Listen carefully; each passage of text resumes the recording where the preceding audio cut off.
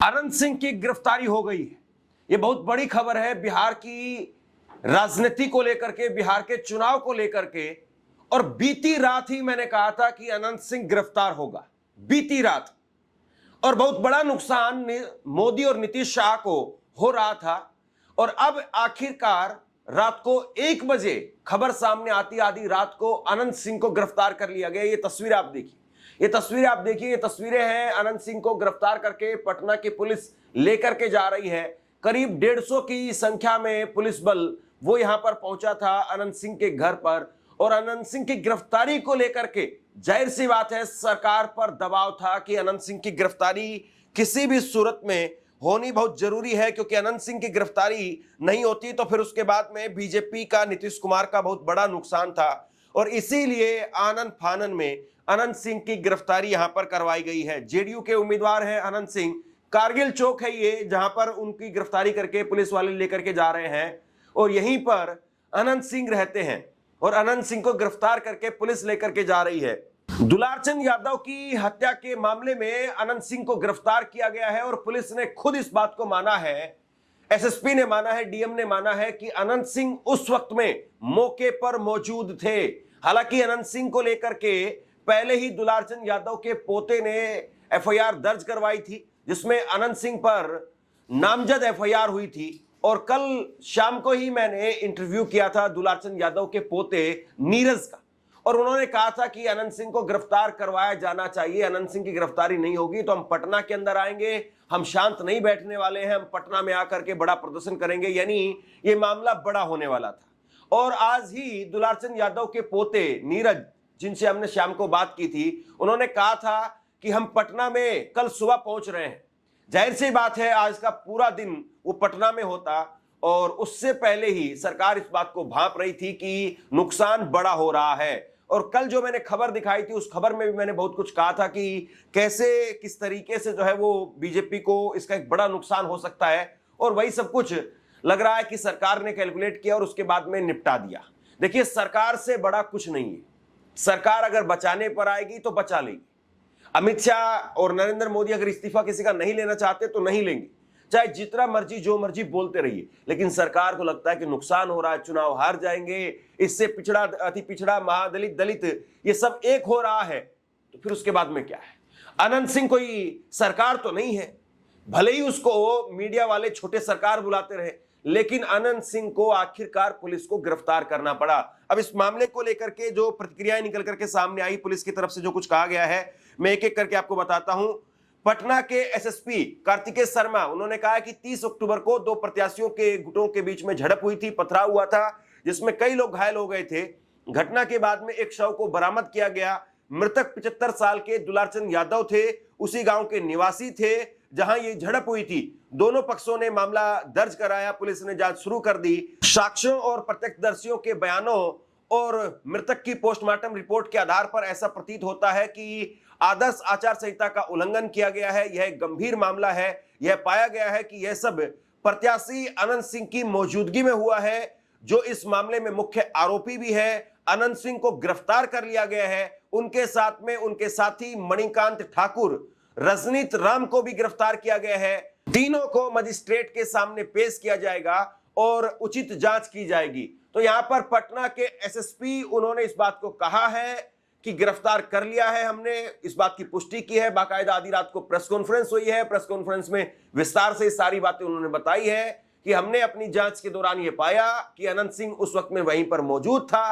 अनंत सिंह उस घटना के बाद में लगातार मीडिया को इंटरव्यू दे रहा था और अनंत सिंह ये कह रहा था कि मैं उस वक्त में वहां नहीं था। करीब 40 गाड़ियों का काफिला था, 30 गाड़ियां आगे निकल गई थी, 10 गाड़ियां पीछे बची हुई थी। यानी उसने अपने नाम को बचा लिया था। लेकिन अनंत सिंह को पुलिस ने माना कि पुलिस उस वक्त में घटना के समय पर अनंत सिंह वहीं था।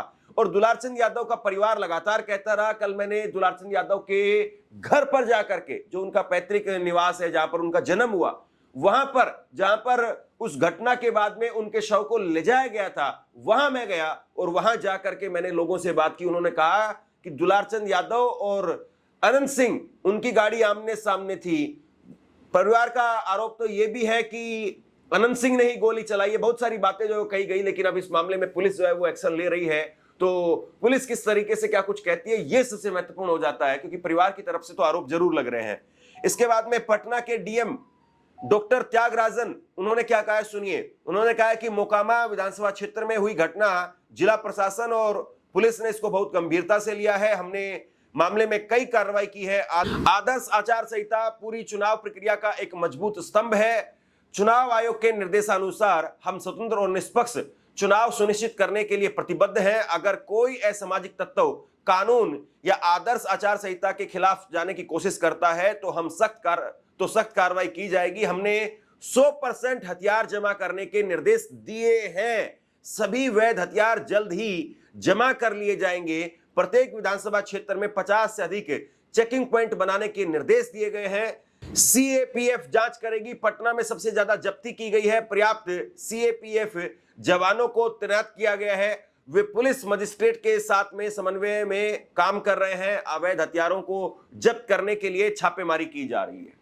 अब पटना के डीएम साहब वो जरा इस बात को बताएं कि वो इस बात को अब कह रहे हैं कि 100% हथियारों की जब्ती की जाएगी। तो ये काम तो आचार संहिता लगने के साथ ही हो जाता है। जैसे आचार संहिता लगती है वैसे ही ये चुनाव आयोग के साफ निर्देश है कि कोई भी आदमी वैध अवैध किसी प्रकार का हथियार नहीं रखेगा।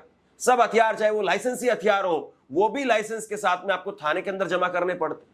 यानी कोई भी आम आदमी वो हथियार लेकर के नहीं चलेगा। अगर हथियार लेकर के चल रहा है तो वो पुलिस को बताएगा कि मेरे पास में पर्टिकुलर ये हथियार है और इस वजह से, और उसमें भी पुलिस परमिट करती है कि आपको इसलिए जो है ये परमिट किया जा रहा है। वरना पुलिस ही जो है वो हथियार लेकर के चलती है। जो सुरक्षा में अधिकारी होते हैं वही हथियार लेकर के चलते हैं। जिनके लाइसेंसी हथियार होते हैं वो भी जमा हो जाते हैं। तो सवाल ये है कि इस मामले में पहले से ढिलाई बरती गई और उसके बाद में ये सारा सब कुछ हुआ। एक बार जरा फिर से तस्वीरें देखिए। अनंत सिंह को गिरफ्तार करके लेकर के जा रहे हैं और अनंत सिंह की गिरफ्तारी वो क्या अब नीतीश कुमार के लिए, मोदी के लिए एक डैमेज कंट्रोल साबित होगी, या फिर जो नुकसान हुआ है वो नुकसान तो हो ही गया, उस नुकसान से मोदी और नीतीश नहीं बच पाएंगे? ये बहुत बड़ा सवाल है। क्योंकि जिस तरीके से अनंत सिंह को लेकर के, जिस तरीके से नीतीश कुमार को लेकर के इस घटना के बाद में आरोप लग रहे थे कि नीतीश कुमार और नरेंद्र मोदी जिस तरीके से जंगल राज का नारा लालू जी के लिए इस्तेमाल कर रहे थे, वैसे ही नरेंद्र मोदी साहब और नीतीश कुमार जी, उनके लिए भी अब जो है मुश्किल खड़ी हो गई है कि वो अपने मुंह से किस तरीके से जंगल राज का नाम लेंगे। तो ये इस वक्त में बहुत बड़ा जो है वो सवाल बन करके उभर करके सामने आ रहा था। और इसीलिए जो है वो अब सबसे बड़ा सवाल ये है कि क्या बीजेपी डैमेज कंट्रोल कर पाएगी? क्या नरेंद्र मोदी को भी बड़ी मुसीबत का सामना करना पड़ रहा था बिहार के अंदर? और क्या सबसे बड़ा सवाल यह है कि नीतीश कुमार को जो है वो मुसीबत खड़ी हो गई थी। देखिए, इस बात को आप समझिए कि नीतीश कुमार का जो वोटर है वो पिछड़ा, अति पिछड़ा, दलित, महादलित, कुर्मी, ये सब है। यानी अगर वो नहीं रहेगा तो फिर नीतीश कुमार कुछ नहीं है। फिर नीतीश कुमार के पास में कोई वोट बैंक नहीं है। बीजेपी के पास में फिर भी जो है अपर कास्ट और थोड़ा बहुत इधर से उधर से वो बीजेपी अभी कर लेती है, मैनेज, लाभार्थी वगैरह जो है। तो अब बीजेपी के लिए कोई ज्यादा मुश्किल नहीं थी। ज्यादा मुश्किल नीतीश कुमार के लिए थी, क्योंकि नीतीश कुमार अगर साफ हो जाते, नीतीश कुमार अगर 20-25 सीटों पर सिमट जाते, तो फिर बताइए किस बात की राजनीति और फिर किस बात का अनंत सिंह। सबसे जरूरी है अपनी कुर्सी बचाना। अगर अपनी कुर्सी नहीं बची तो फिर कुछ नहीं बचा। इस बात को आप यूं समझ लीजिए, राजनीति में कभी भी किसी को भी किनारे लगाया जा सकता है। सवाल इस बात का होता है कि वो आदमी आपका कितना नुकसान कर रहा है। 2 साल तक मणिपुर जलता रहा। नरेंद्र मोदी जी ने क्या किया? कुछ नहीं किया। नरेंद्र मोदी जी ने इस्तीफा नहीं लिया। नरेंद्र मोदी साहब ने वहां पर जो राष्ट्रपति शासन नहीं लगाया, वहां पर अपने मुख्यमंत्री को बैठाए रखा। मुख्यमंत्री इस्तीफा दे रहे थे, मुख्यमंत्री का इस्तीफा नहीं लिया।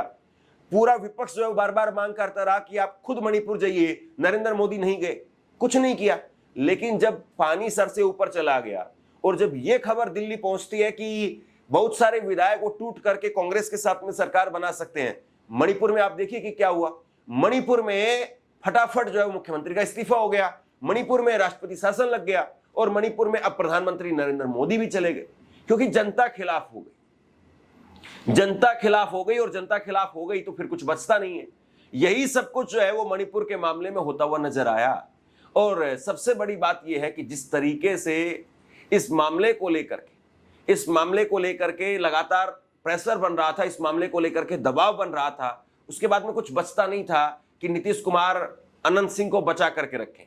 कल दुलारचंद यादव के पोते से मैंने बात की थी इसी स्पेसिफिक मुद्दे को लेकर के, और उन्होंने कहा था कि हम पटना जाएंगे।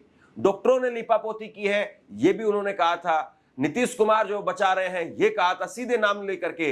लल्लन सिंह वो बचाने का काम कर रहे हैं। चुनाव पूरी तरह से यादव वर्सेस भूमिहार हो गया था और भूमिहार की संख्या है ही कितनी, और इसलिए इस नुकसान से उभरने के लिए क्या ये गिरफ्तारी करवाई गई है, सवाल बहुत बड़ा ये भी है। चलिए, आप सब लोगों को मैं आज स्वागत करता हूं। जैसे आप लोगों को जानकारी होगी, जो घटना मोकामा विधानसभा क्षेत्र में हुआ है उसको जिला प्रशासन और पुलिस ने काफ़ी अति गंभीरता से लिया है। गंभीरता से लेते हुए पूरी घटना का छानबीन भी पुलिस द्वारा पुलिस कार्रवाई के तहत की जा रही है। कांड दर्ज हुआ है और पुलिस कार्रवाई अलग से चल रही है। हम लोग इस घटना को बहुत ही सीरियसली देख रहे हैं और घटना के बाद काफ़ी हम लोगों ने कार्रवाई की है। आज जो गिरफ्तारी हुई है इसके संबंध में एसएसपी साहब और केस के डिटेल संबंध में आपको बताएंगे। आचार संहिता बहुत ही एक मजबूत स्तंभ है पूरे इलेक्शन प्रोसेस में, और इलेक्शन कमीशन का स्पष्ट निर्देश है कि बाई लॉ इलेक्शन होगा तो उसी का अनुपालन 100% करने में हम लोग लगे हुए हैं और कराएंगे भी। कोई भी असामाजिक तत्व किसी भी प्रकार की प्रयास करेगा कानून तोड़ने का, आचार संहिता तोड़ने का, या किसी भी प्रकार की इन्फ्लुएंस करने का कोशिश करेगा तो उनके विरुद्ध कठोरतम कार्रवाई की जाएगी। हम लोग 100% आर्म्स डिपोजिशन करने के लिए आदेश दिए हैं और लगातार जल्द से जल्द जितने भी लीगल आर्म्स हैं वो भी डिपॉजिट हो जाएंगे। चेकिंग पॉइंट्स हर विधानसभा में 50 के ऊपर पॉइंट्स बनाने के लिए निर्देश दिया गया है, जिसमें सीएपीएफ के माध्यम से भी चेकिंग कराई जाएगी। सेजर पूरे राज्य में पटना जिला में सबसे ज़्यादा सेजर अभी तक का हुआ है। लगातार सीएपीएफ सक्रिय हैं और पर्याप्त मात्रा में सीएपीएफ के बल उपलब्ध है। वो पुलिस बल और मजिस्ट्रेट के साथ लगातार चेकिंग की कार्रवाई लगातार कर रहे हैं और सेजर भी कर रहे हैं। आचार संहिता के संबंध में सभी पदाधिकारियों को पुनः निर्देश दिया गया कि किसी भी प्रकार के अगर उल्लंघन होगा उनके विरुद्ध कठोरतम कार्रवाई किया जाना है। जहाँ तक इलीगल आर्म्स की बात है उस पर और तेज़ी लाई गई। जहाँ जहाँ आवश्यकता हो सीएपीएफ को भी यूज़ करके उसमें छापामारी की जा रही है, और जहाँ पर भी ऐसे सूचना मिलेगी वहाँ पर हम लोग छापामारी करके कांड भी दर्ज करेंगे, उक्त असामाजिक तत्वों को जेल भेजने का काम भी करेंगे। कहने का मतलब इलेक्शन कमीशन द्वारा दिए गए निर्देश पूरे लॉ और कानून को फॉलो करके इलेक्शन की प्रोसेस संपन्न होगा, वो बिल्कुल होगा, उसको पालन कराया जाएगा। उसमें कोई भी बाधा उत्पन्न करेंगे उनके विरुद्ध कठोरतम कार्रवाई की जाएगी। मैं फर्दर जो केस संबंधित डिटेल से एसएसपी साहब आपको ब्रीफ करूँगा।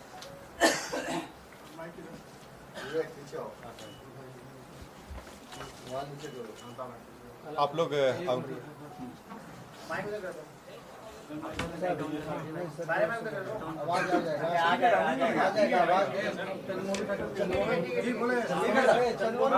बोलिए सर, बोलिए सर स्टार्ट कीजिए। आप लोग अवगत हैं कि 30 तारीख को एक गंभीर घटना घटी थी और जो दुर्भाग्यपूर्ण था कि इस तरह घटना नहीं होनी चाहिए थी। इस घटना में जो तारतर गांव है उसके समीप में दो पक्षों जो वहाँ प्रत्याशी थे वो उन दोनों के काफिला आ रहा था और उन दोनों के बीच पक्षों में झड़प हुई और झड़प में पथराव हुआ, लोग घायल हुए और उसके बाद एक शव बरामद हुआ।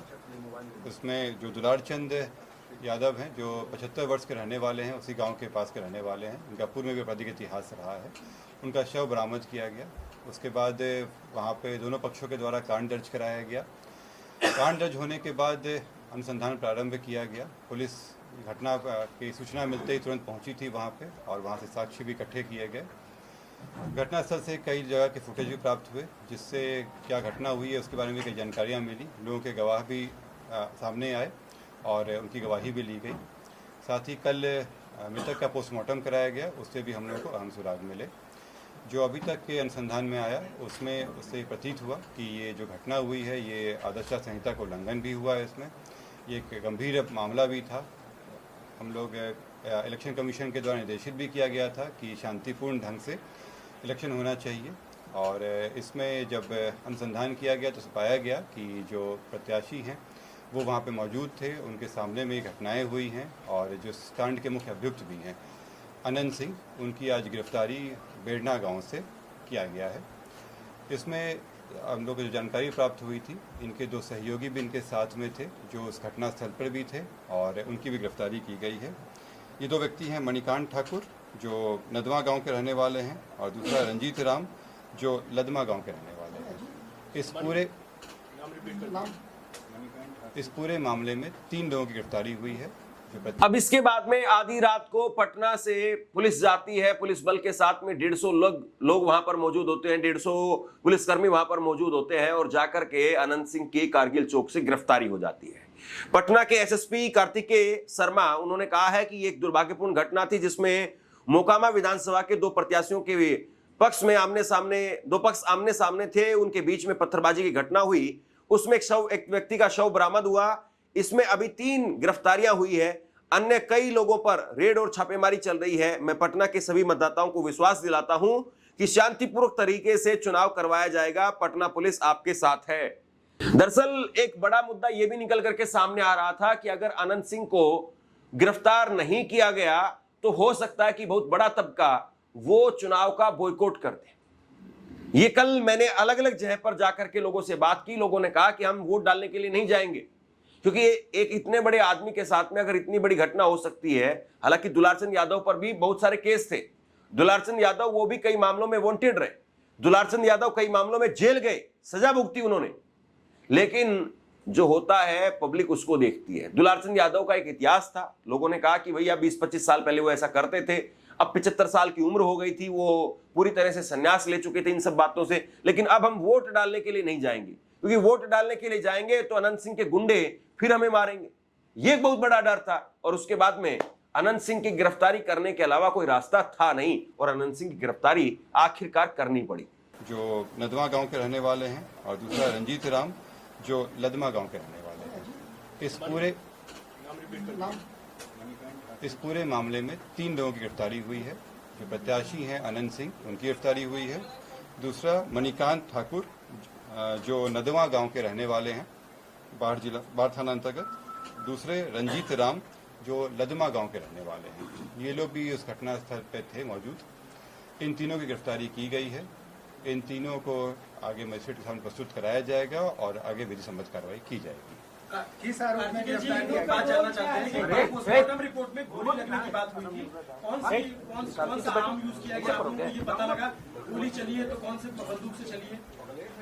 इसमें जो पोस्टमार्टम रिपोर्ट आया है उस रिपोर्ट में दिया गया है कि उनके जो मृत्यु का कारण बताया गया है उसमें बताया गया है कि जो शॉक लगा है उनको हार्ड और ब्लंट सब्सटेंस के साथ जो उनके हृदय और फेफड़ों में जो चोट आई है। इसके अतिरिक्त उनके पाँव में गोली का भी आया है, जिनको गोली मारी गई है। इस दोनों चीज़ों से स्पष्ट होता है कि ये हत्या का मामला है और चूंकि घटनास्थल पे कई लोग मौजूद थे, वहाँ के लोगों के बयान वगैरह से स्पष्ट हो रहा है, तो इस कारण इसमें गिरफ्तारी। गोली बरामद हुई? नहीं, इसमें गोली बरामद नहीं हुई है क्योंकि इसमें जो मृतक के पोस्टमार्टम में बचा रहा कि एंट्री वुंड भी था और एग्जिट वुंड भी था। दोनों तरफ से हमला हुआ है, दोनों तरफ से जो आरोप लगाया दूसरे पक्ष में गिरफ्तारी हुई क्या? दूसरे पक्ष में कोई गिरफ्तारी नहीं? दूसरे पक्ष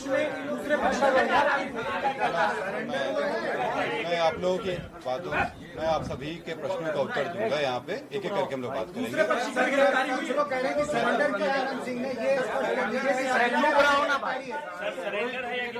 मैं एक एक करके आप लोगों के प्रश्नों का उत्तर दे देता हूँ। इसमें पहला बात जो था कि 3 लोगों की गिरफ्तारी हुई है। 3 लोगों की गिरफ्तारी हुई है। इसमें अन्य लोग भी हैं जिनके विरुद्ध रेड छापेमारी चल रही है। कार्तिकेय जी, दूसरे पक्ष आ जाते इधर उधर से आके चिल्ला। मैं फिर से रिपीट कर दे रहा हूँ, इस मामले में अभी तक 3 गिरफ्तारियां हुई हैं। इसमें अन्य लोग भी हैं जिनकी गिरफ्तारियों के लिए रेड छापामारी चल रही है। जल्द ही उनको भी गिरफ्तार किया जाएगा। इसमें अनुसंधान जो सीआईडी के द्वारा भी शुरू किया गया है, सीआईडी की एक टीम भी बनाई गई है जो इस पूरे मामले पे अनुसंधान साथ में करते रहेगी और हम लोगों को सहयोग भी देगी। जो अग्रतर अनुसंधान में आएगा उससे भी आप लोग को अवगत कराया जाएगा। जो आप लोग द्वारा प्रश्न किया गया था कि दूसरे पक्ष पे क्या कार्रवाई हुई, तो आप लोगों को अवगत करा दें कि इसमें इस पूरे घटनाक्रम में कई चीज़ें हुई हैं। पहला कि जो आपस में जो दोनों पक्षों के बीच में मारपीट की घटना हुई थी, पत्थरबाजी हुई थी, उसका कांड दर्ज कराया गया है। पुलिस को जब जानकारी मिली थी कि इस तरह की चीज़ें हो रही हैं, उसका भी केस दर्ज कराया गया। इसके अतिरिक्त जो गाड़ियों का काफिला था, उस आदर्श आचार संहिता का उल्लंघन था, उसका भी कांड दर्ज कराया गया है। कल जब पोस्टमार्टम के लिए ले जाया जा रहा था तो वहाँ पे भी कुछ शरारती तत्वों के द्वारा पुलिस के साथ भिड़ंत हुई थी, उसका भी कांड दर्ज कराया गया है। इन सभी कांडों में कल रात में कई जगहों पर रेड छापामारी करके कई लोगों को गिरफ्तार किया गया। इसमें दोनों पक्ष के लोग शामिल हैं। इसमें जो पुलिस के साथ हाथापाई हुई या तोड़फोड़ हुई या आपस में मारपीट हुआ, उन मामलों में गिरफ्तारियां हुई थी। ये हत्या के मामले में आज ये गिरफ्तारी 3 गिरफ्तारी हुई है। सरेंडर किया है सर, गिरफ्तारी हुई, कहां से गिरफ्तारी? जैसे मैंने स्पष्ट कहा है कि ये 3 गिरफ्तारी हुई है, इससे स्पष्ट है कि सरेंडर नहीं है, गिरफ्तारी है। और ये बेरना गांव जो बाढ़ के अंतर्गत आता है, वहां से गिरफ्तारी की गई।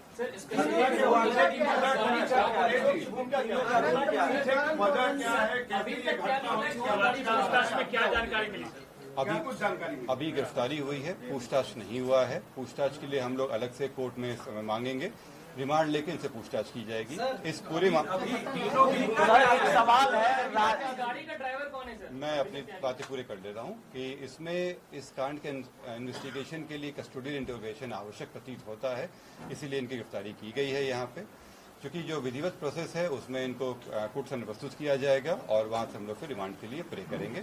क्योंकि अभी इलेक्शन का भी समय हम लोग करना है, तो अभी इमीडिएटली हम लोग शायद ना कर पाए, लेकिन कुछ दिनों के बाद में फिर हम लोग इसमें कस्टोडियल इंट्रोगेशन के लिए रिमांड लेंगे। पता चला गाड़ी किसने चढ़ाया, गोली किसने चलाई? गाड़ी चला कौन रहा था सर? हाँ, गोली किसने चलाई? ऐसे अभी कई प्रश्न हैं कि गोली कौन चलाया, हथियार कहाँ से आए और कौन सी गाड़ी थी।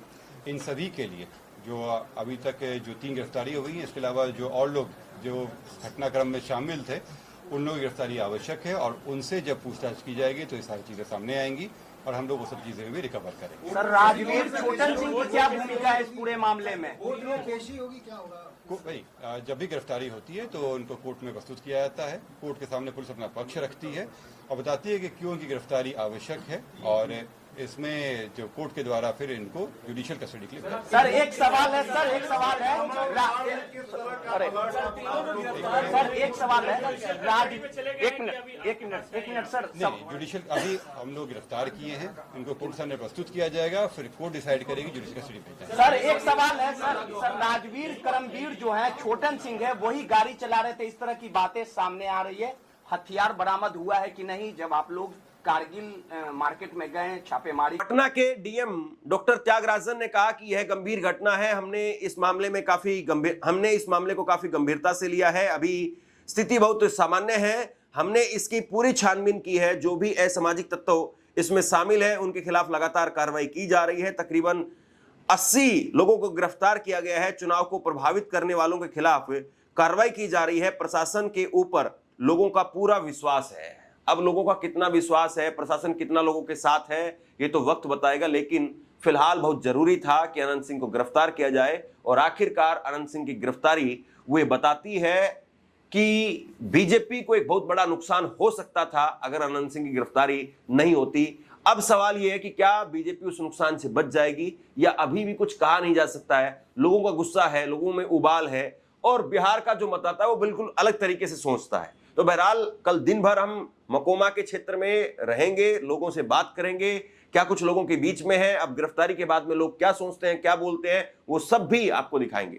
शेयर कीजिए फिलहाल इस खबर को, और आप क्या सोचते हैं अनंत सिंह की गिरफ्तारी को लेकर के, इससे नुकसान खत्म हो जाएगा या नुकसान का खतरा अभी भी बरकरार है? नीचे कमेंट बॉक्स में अपनी राय लिख करके जरूर बताइए। इस खबर को शेयर कीजिए। धन्यवाद।